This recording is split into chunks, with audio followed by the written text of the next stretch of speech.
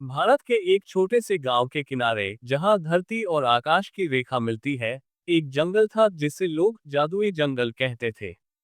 कहा जाता था कि यह जंगल साधारण नहीं, प्राचीन जादू से भरा हुआ है। इसके अंदर के रहस्यों को जानने वाले को कोई नहीं था, क्योंकि जो लोग इसमें जाते वे या तो लौटते नहीं या फिर बदल कर लौटते। गांव के बुजुर्ग कहते थे कि जंगल के दिल में एक चिरंतन वृक्ष है जो संसार की सभी जड़ों को जीवित रखता है। लेकिन उसकी रक्षा करने वाले राक्षस, पिशाच और अदृश्य शक्तियां हर किसी को डराती थी। इसी गांव में एक साहसी लड़की रेहाना रहती थी। उसकी मां की तबीयत बहुत खराब थी और गांव के वैद्य ने कहा था कि उसे चिरंतन वृक्ष का फूल चाहिए, जो केवल जादुई जंगल में ही खिलता है। रेहाना ने निर्णय लिया कि वह जंगल के अंदर जाएगी, चाहे उसे कितना भी खतरा क्यों न हो। रेहाना ने गांव के बुजुर्गों की चेतावनियों को नजरअंदाज करते हुए जंगल के प्रवेश पर खड़े एक पुराने पत्थर के फाटक को पार किया।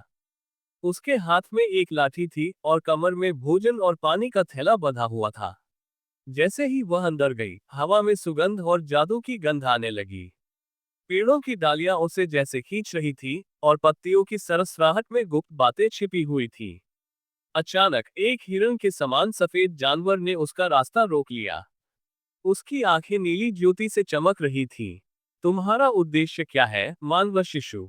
उसने गहरी, गुंगुमाती हुई आवाज में पूछा। रेहाना ने कांपते हुए अपनी मां के बारे में बताया। हिरण ने सिर हिलाया और कहा, जादुई जंगल निष्क्रिय नहीं है। ये तुम्हारे हर कदम को परखेगा। रेहाना के सामने एक गहरी खाई आई, जिस पर सड़क का कोई निशान नहीं था। हवा में एक आवाज गूंजी, इसे पार करने के लिए तुम्हें अपने सबसे गहरे भय को स्वीकार करना होगा। रेहाना को याद आया कि वह हमेशा अकेलेपन से डरती थी। उसने खुद से कहा, मैं अकेली हूँ लेकिन मैं मजबूत हूँ। तभी खाई में पत्थरों का पुल बन गया। पार होते ही वह एक नदी पर पहुंची जिसका पानी स्वच्छ और ठंडा था। जब उसने पानी पीने की कोशिश की तो पानी ने उससे पूछा, क्या तुम सच में दयालु हो?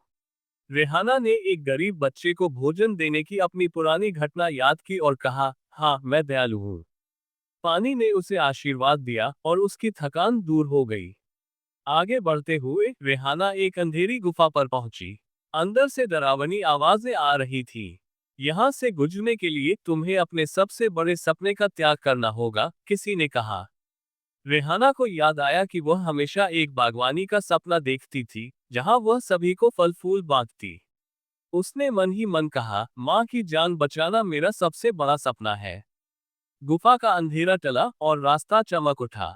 गुफा से बाहर निकलते ही उसे एक छोटी सी पिशाचिनी मिली जो रो रही थी। मेरी मदद करो, मेरा बच्चा जंगल के राक्षस ने कैद कर लिया है, उसने कहा।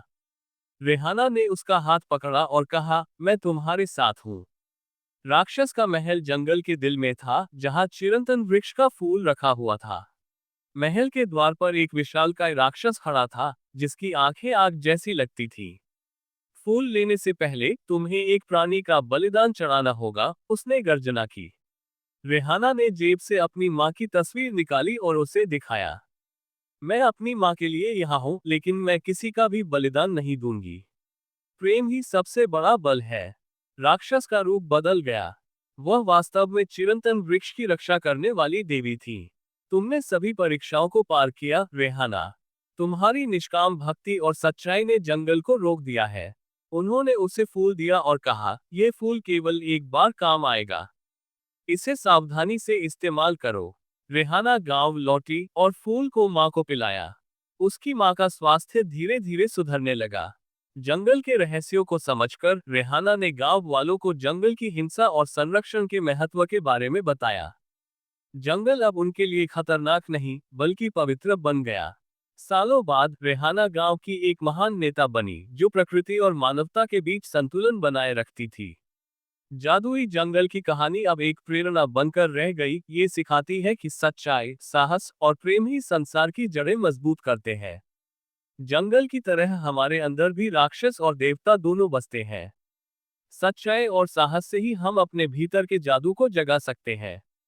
अगर आपको यह वीडियो पसंद आया है तो आपकी राय कमेंट बताएं। धन्यवाद।